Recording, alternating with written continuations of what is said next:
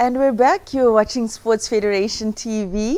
Now, from two amazing sports, we've got footage from the actually it was the South African Transplant Sports squad that is preparing to go off to Malaga, Spain for their World Games. And we were there to catch some footage of that event. Please stay tuned.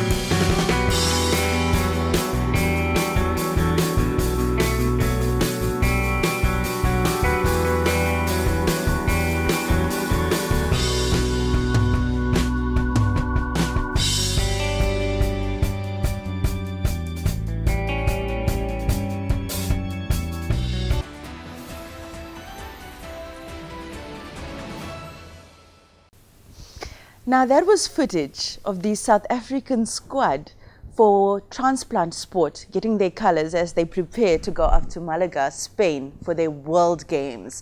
And we were fortunate enough to actually have Dick and Annette Kruger with us a couple of months ago. And we're going to be linking to that footage now so that you can put it into perspective for you exactly what this sport is about.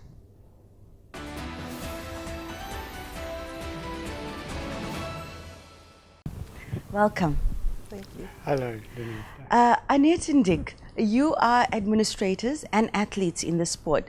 Would you like to give us a little introduction about what exactly you do? My name is Dick Kruger. I present SATSA, or South African Transplant Sports Association. I'm the treasurer for the national office and also treasurer for the regional office, the Western Cape office. And I'm involved with all the money matters of the association. And Annette? Well, I'm the secretary. The most important person. And I do the fundraising and our social events. Okay. Well, you know, for a lot of the people who is watching at home, this might be the first time that they know there's actually a federation specifically catering for people who are recipients of organ donation. So, do you want to give us a little bit of insight into which sports are actually involved or affiliated to your federation? Well, basically, all these sports codes are represented, like athletes. I myself, I play golf. We've got quite a good golf team. All the field items, athletic field items, like javelin, shot put, and discus. Also tennis, table tennis. We play badminton, that type of sports. No contact sports, unfortunately not. Okay, no contact sports. And how is the sport administered in the Western Cape? Well, we work closely through the Sports Federation, of course. You know, one of our biggest donors of money, and we are involved with, you know, we try and promote sports through our association. So So would you work in partnership then with other federations to make sure that your administration is right in terms of the different sports? yes, we do. Okay, so work with their calendars and that kind of That thing. kind of thing as well, yes. All right, it's very interesting, of course, because of maybe all the medical restrictions that would come with recovery and also the time period that has to lapse before one can get involved with specific sports. Annette, do you know perhaps how people would hear about this or hear that they actually can come? Where are they hearing that they may come and be involved in this federation? We try and get the word out, with, through ads in the paper and like on talks on TV. We've got a website. We have a website. Okay, you have a website. Do you have a presence on Facebook as well? Yes, we have a Facebook, Twitter, and what's the other one? Instagram. Okay, so in your experience, you've been involved in administration for how long now?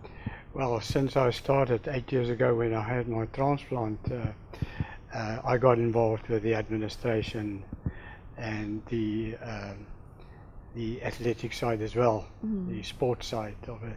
I'm an athlete as well, but I enjoy the administration as well.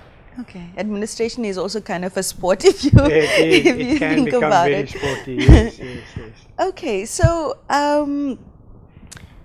we recently had sporting colleagues on the show from with disabilities or represent administrators for people with disabilities who are involved in sports. Similarly, what kind of stereotypes do you think your federation is breaking? Sorry, Lynn, just say again. With stereotypes associated with people who have medical restrictions on them, have you found it difficult in terms of breaking those stereotypes for your athletes with their involvement in the sport? No, not at all, not at all. So you've been welcomed with open arms by the different federations? Yes, yes. Okay. There's a lot of misconception about the transplant as well. A lot of people don't know about it, and hence us being here as well, just to get the word out. Our main objective, of course, is to promote organ donor, and through that we have our sports to tell people, to show them what can be done after a transplant. So you have a close relationship then with the Organ Donor Foundation of South Yes, we Africa? do. Very, Try very and close. promote Yeah. organ donors. Okay, and how do you work with them in order to bring about this awareness? Well, through our efforts, we make people aware, and of course, once we've got their signature, we introduce them to the Organ Donation Foundation so that they can sign up. Okay, so it's quite inspiring. What kind of look with medical advancements, you can practically have almost any body part transplanted these days. What kind of the members in your federation, the recipients of the different organs, what are you looking at? Well, we've got heart transplants, we've got kidney, we've got liver transplants, we've got lung transplants, we've got stem cell transplants. So there's quite a few transplants. I think there's about 7 organs that they can use. And you said earlier you kind of steer clear from the contact sports, obviously, for obvious reasons. For obvious reasons, yes. So the sports that you are involved with wouldn't be classified as high performance sports generally?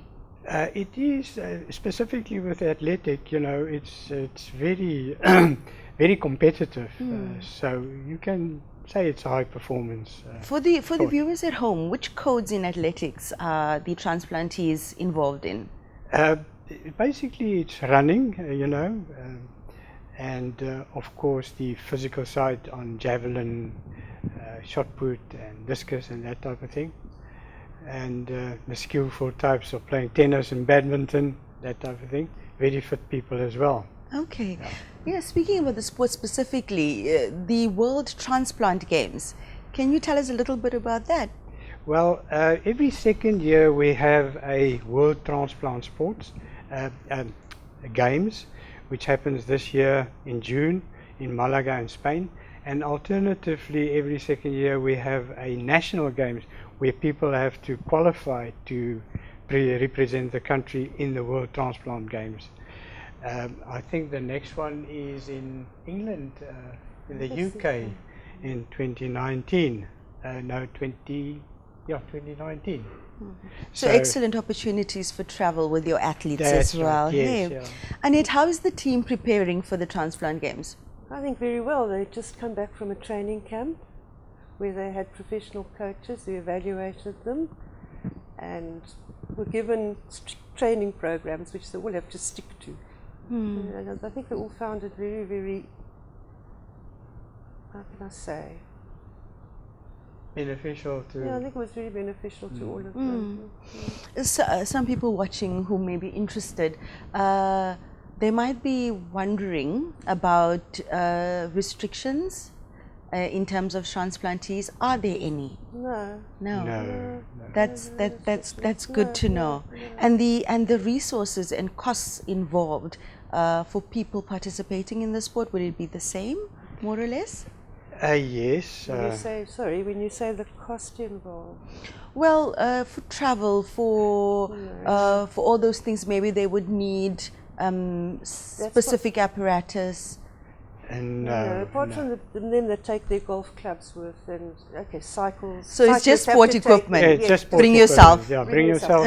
So But there's it is costly. I mean, the national office only has limited funding. They can't fund every athlete to the full. So athletes have to try and fundraise and make up the difference. That's why we have fundraising days. Each province has fundraising days to raise funds for their athletes. Okay.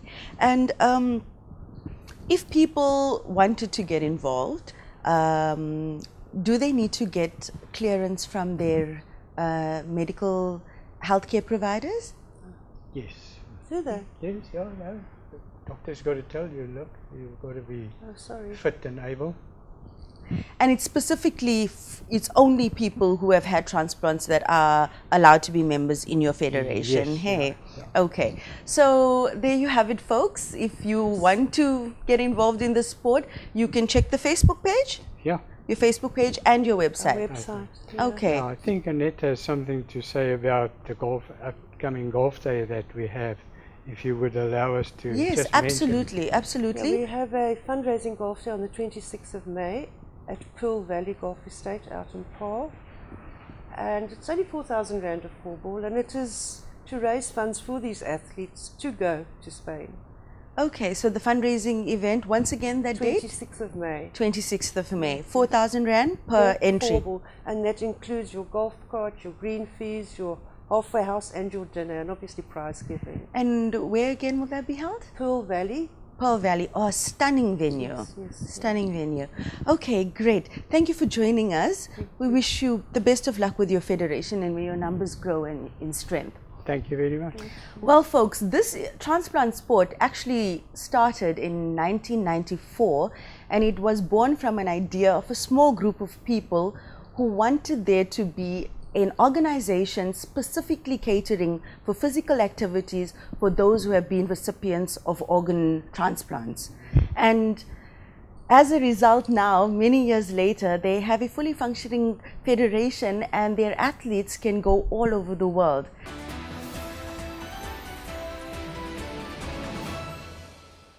Right, so that was Transplant Sports. After the break, we'll be back with more exciting news. Don't go anywhere.